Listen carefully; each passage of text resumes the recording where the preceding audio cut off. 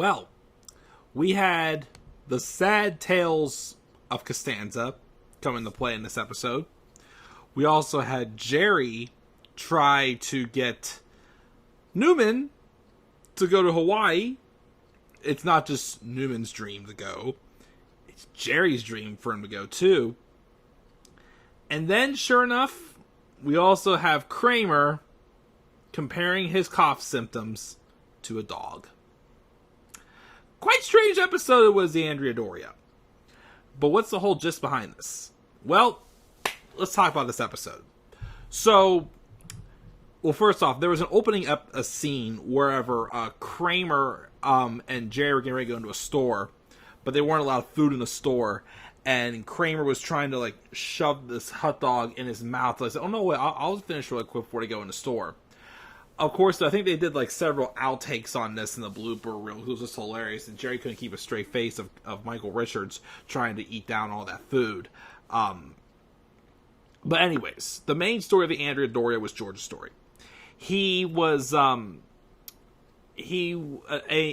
nicer apartment opened up in his apartment building. I think it was like a 2-bedroom. It was just a very nicely, newly furnished apartment that George's landlord had told him he could take, which George is excited and getting ready to do so. Jerry took him down to his storage unit to see if he had any like extra furniture or whatnot George could use for the second bedroom in the apartment. Well, of course, Kramer tags along, and Kramer's got this really bad cough. And Jerry tells him he should see a doctor, and he does not want to see a doctor. He refuses. Probably because he's scared of the doctor, maybe, I don't know. But looks like it's most likely the excuse. Of course, Jerry and Kramer, I guess, were sharing a storage unit. But when they go in there, they find out that Newman had been storing some mail bags in there. So Newman wasn't really delivering his mail. Which they find out that Newman was kind of depressed because he had put in for a transfer to Hawaii, and he didn't get the transfer. So he was depressed, he was giving up, and he wasn't really delivering the mail. There's the stage there. Elaine, meanwhile, was supposed to meet this guy, Alan, for a date. But he didn't show up, and he was told that he had called, so he wasn't going to be able to make it because he got stabbed by his ex-girlfriend. Why? We'll find out that in a bit. So George, of course, is all excited about this apartment, but then he goes to find out there's another guy, I think his name was Clarence Eldridge, I think it was, who was getting the apartment instead. And the reason why? He was an Andrea Doria survivor of a shipwreck that had happened at one point. Kramer had a book on it, actually. And, of course, George, is disappointed. He really wanted the apartment. He was frustrated. But then he found a way he could fight back. Kramer had a book on the Andrea Doria and finds out that it wasn't so much of a tragedy after all. There were 51 people who died, but like thousands of survivors. Which, of course, George is like, that's no tragedy. The guy milked his sob story. So, Jerry then pitches the idea to George, why don't you tell the Tenants Association the sad tales of Costanza? Which, there were several of them, but we'll get to that in a second. So, George thinks about this and sees if he can, get them to be able to hear out his sob story for him to get the apartment. Kramer, meanwhile, though, is still refusing to get that cough taken care of. Until he was in Central Park and he had seen this guy walking a couple dogs. And one of the dogs, whose name was Schmuckers, his cough sounded exactly like Kramer's. So, of course, Kramer then gets the idea of taking the dog to the vet to get to basically get medication to help him with his cough. But secretly, he was only there for him to get medication for his own without going to see an actual doctor. Which Kramer does get the pills, but of course he didn't want to take them because they tasted awful. Because they were dog pills. which Jerry didn't realize. So Jerry literally was there's a scene where Jerry is fighting with Kramer to get him to swallow that pill. He has him like pinned down against his back, like on the couch like this. He's like fighting it off, and he even got it in his mouth. But then Kramer just spit it up, like right out of his mouth, like popped right out of the air. And then, of course, that's when Jerry looked at them and realized that they were dog pills. So then Jerry said he was going to go run errands, and he tricked Kramer into coming with him. And basically, he tricked him, but then Kramer realized that Jerry was taken to a doctor, and then Kramer's fighting him to get out of the car. Then he gets out, and he runs away like a lost puppy, basically, which was quite funny. Elaine, meanwhile, does get a date with that Alan guy, but she's still wondering, what was so bad that his ex-girlfriend stabbed him. Well, she was out with him, and then another lady walks by, Carol, and I guess she like sees him and like picks up his drink and splashes it all in his face. And Elaine's wondering, is that the same girl? And she's like, no, that's not the case. So Elaine had a friend that set her up with him. So then Elaine finds out that the reason why all these people are having these outbursts on him is because Alan is a bad breaker-upper. Which basically means that he says things that, people aren't supposed to be mean, but they're mean or something. I forgot how she explained it, but he's a bad breaker-upper. And Elaine decides, I'm going to dump him. So when she dumps him, he calls her Big Head. And he's like, haha, is that really the best you got? Well, then throughout the rest of the episode, Elaine's having these moments where it is starting to get to her. She was in a taxi, and then the guy was basically telling her he has to move her head because it's blocking his view. And she basically was like all the way scrunched down like this because he was able to see over, he couldn't see over her head. And then she was even in the park, and a bird flew and hit her right in the head also. So it was starting to get to her about the whole big head thing. Meanwhile, though, Kramer, well, we already got the Kramers mostly done with the story. Jerry, though, meanwhile, gets Newman coming to see him. He's asking for those bags of mail that he needs to deliver.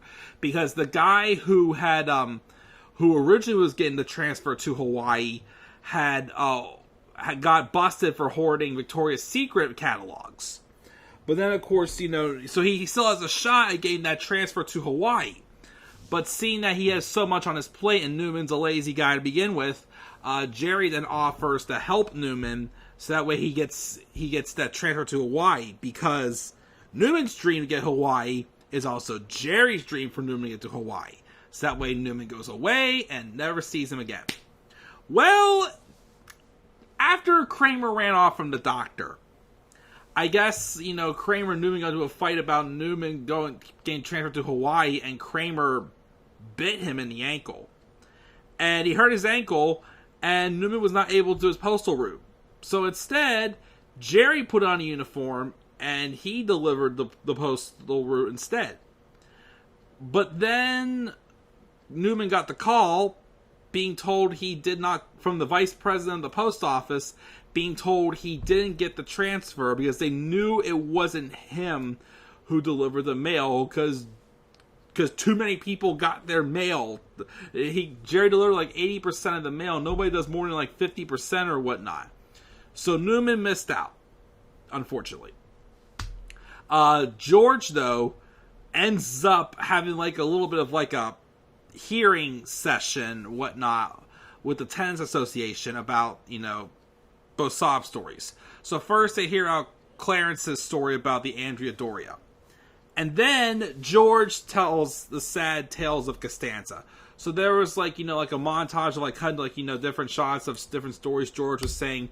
The ones that we had seen, he mentioned the first one was, he referenced, was back in the subway episode where he got handcuffed to the bed in his underwear with that spam woman who spammed George trying to get his money.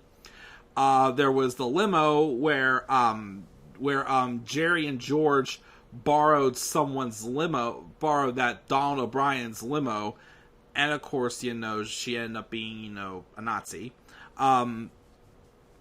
And then, of course, he references the Hamptons, saying the water that I had been swimming in was very cold, and when I dropped the towel, there had been significant shrinkage. And then, of course, he gets to the rye, where he says her parents were looking at me, so there I was with a marble rye hanging from the end of a fishing pole.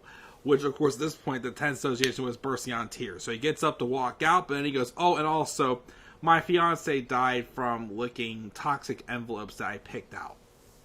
So, of course, they then said they were going to think it over and make a decision on that. Well, then here comes Elaine's story colliding with George's. So then Elaine decided, you know what? I'm going to get back together with Alan. I'm going to show him that this whole, big head thing doesn't bother me. Well, they go out to dinner, and then Alan basically mentions how Elaine has a bump on her nose. And I guess Elaine flipped out, and she stabbed him in the forehead with a fork.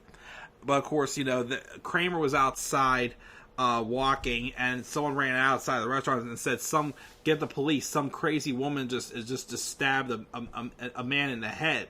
So Kramer went to find the police, but the way that they were talking to him, it's like they're calling him Lassie, basically.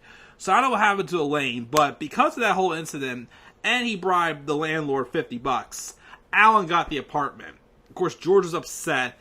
He mentioned this, he went through 34 years of misery, so we learned here that George is 34 years old. But then Alan goes, tough luck, chinless. And basically, that's his best insult he can do on George. But of course, George started becoming very self-conscious about his chin. But that's how the episode ends. Okay episode. I wouldn't say one of my favorites, but the stories are okay. George having to resort to the sad tales like a stanza. Elaine dating a bad breaker-upper. I like the idea of Jerry being overjoyed to the fact though that Newman could be getting out of his life for good. And then, of course, Kramer resorting to the vet to get medication for a cough because he's too afraid to go to a doctor, which was, again, pretty funny. Not much really trivia-wise. Yeah, nothing really for trivia. No interesting trivia to really mention. But that's the Andrea Doria. The next episode is The Little Jerry, where we go back to Roosters and meet the little Jerry Seinfeld. Who is the little Jerry Seinfeld? We will see what that tough bird is next. So guys, what were your thoughts on the Andrea Doria episode? Make sure to leave your thoughts down in the comment section below. Be sure as always to slap a like on the video and subscribe for more content on my channel. Follow me on Twitter as well at DemandAirboy93. Till then guys, I'm checking out. I'll catch you all later. Have a great rest of your night and peace out everybody.